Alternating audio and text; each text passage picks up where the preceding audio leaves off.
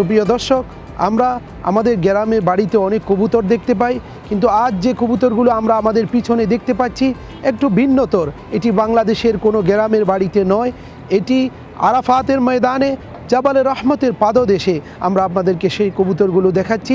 সুপ্রিয় দর্শক, আজ আমরা আপনাদেরকে নিয়ে যাব ঐতিহাসিক জাবালে রহমতে, যে পাহাড়কে রহমতের পাহাড় বলা হয়। রাসূলুল্লাহ সাল্লাল্লাহু আলাইহি ওয়াসাল্লাম যে পাহাড়ের পাদদেশে দাঁড়িয়ে বিদায় হজের ভাষণ পেশ করেছিলেন, আমরা আজ এ রোদের মাঝে কষ্ট করে হলেও আপনাদেরকে সেই পাহাড়ের উপরে নিয়ে যাব, দেখাবো যে পাহাড়ের পাদদেশে রাসূলুল্লাহ সাল্লাল্লাহু আলাইহি ওয়াসাল্লাম বিদায় হজের ঐতিহাসিক ভাষণ পেশ করেছিলেন। চলুন আমরা এখন সেই পাহাড়ের দিকে এগিয়ে যাই, ততক্ষণ আপনারা আমাদের সঙ্গে থাকুন।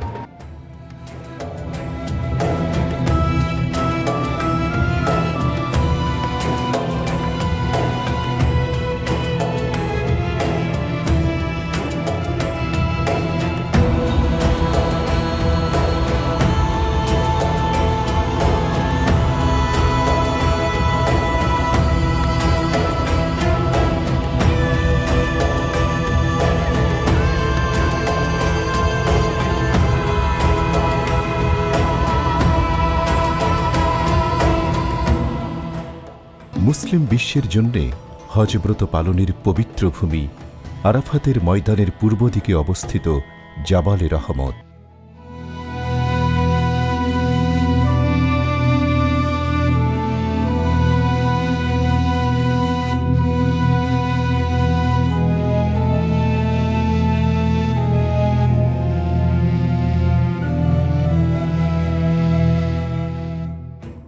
উঁচু উঁচু পাহাড়ের মাঝে গ্রানাইট পাথরের কঠিন বড় বড় পাথরখণ্ডের পরস্পর লাগানো সাজানো একটি ছোট পাহাড়, যার পাথর সবগুলো কঠিন প্রকৃতিরও নয়, আবার সহজও নয়।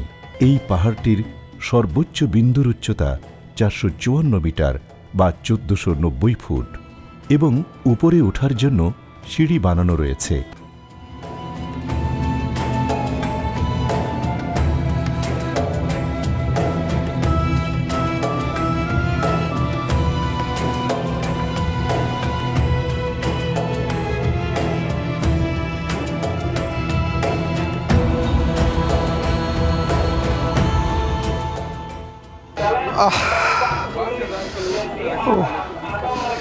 দর্শক, আসলে অনেক দূর হেঁটে এসেছি, মানে খুবই ঘামিয়ে গিয়েছি, এখন একটু বিশ্রাম নেওয়া প্রয়োজন।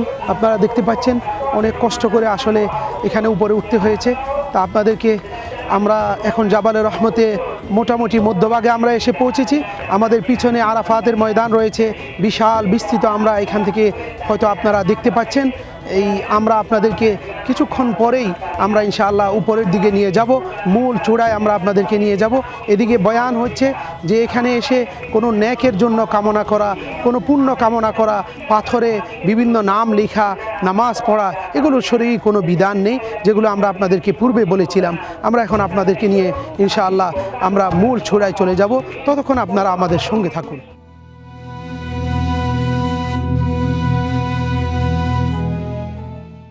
এই পাহাড়ে একটি উঁচু সাদা পিলার আছে। আরাফাতের ময়দানে জাবালে রহমতের পাহাড়ে স্থাপিত সাদা রঙের ছোট পিলারটি জাবালে রহমতকে চিহ্নিত করার জন্য স্থাপিত। যেহেতু আরাফাতে সব দিকেই পাহাড়, এর মধ্যে কোন পাহাড়টা জাবালে রহমত, যার পাদদেশে হজরত রাসূল করিম সাল্লাল্লাহু আলাইহি ওয়াসাল্লাম বিদায় হজের খুতবা দিয়েছিলেন, তা যেন লোকেরা সহজে চিনতে পারেন, এজন্য এই চিহ্ন সেখানে স্থাপন করা হয়েছে।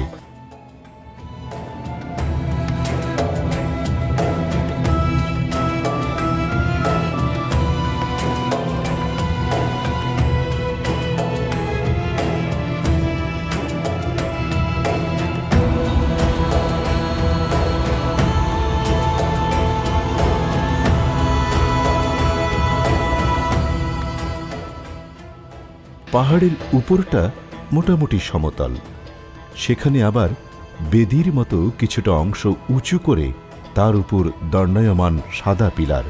উঁচু স্তম্ভটাতে এখানে কি কি করা নিষেধ তার দিক নির্দেশনা রয়েছে। এতে নানান ভাষার পাশাপাশি বাংলা ভাষায়ও লেখা রয়েছে।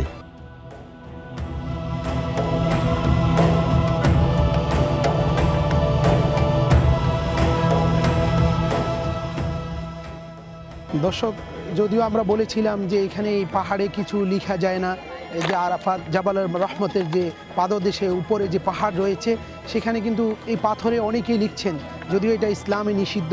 কারণ আসলে আল্লাহ রাব্বুল আলমিনের নিকটেই সন্তান দেনেওয়ালা আল্লাহ রাব্বুল আলমিন সমস্ত পুণ্য এবং ভালো মন্দ সব কিছুর দায়িত্ব আল্লাহ জাল্লা জালালুর উপরে। তবুও মানুষ কি সে কথা শুনছে? মানুষ ইসলাম সম্পর্কে, কোরআন ও সুন্নাহ সম্পর্কে জ্ঞানের অভাবের কারণে এই পাথরে সকলে লিখছেন। দেখুন, এটি যদিও শরিয়া সম্মত নয় তবুও লিখে যাচ্ছেন। তবু আমরা যারা সামনে হজে আসবেন, মক্কা মুকাররমায় সফরে আসবেন, তাদেরকে বলবো যে এখানে কোনো লিখতে হবে না, কারণ এটি আল্লাহ রাব্বুল আলমিনের সাথে শিরক করা শামিল। কারণ আল্লাহ রাব্বুল আলমিনের কাছে আমাদেরকে প্রার্থনা করতে হবে সন্তানের জন্য, সম্পদের জন্য, সমস্ত কল্যাণ ও অকল্যাণের জন্য। তাই আমরা এই পাথরে লেখা থেকে নিজেদেরকে বিরত রাখবো, বন্ধুদেরকে বিরত রাখবো এবং সম্মানিত হাজি সাহেবানদেরকে বিরত রাখবো ইনশাআল্লাহ।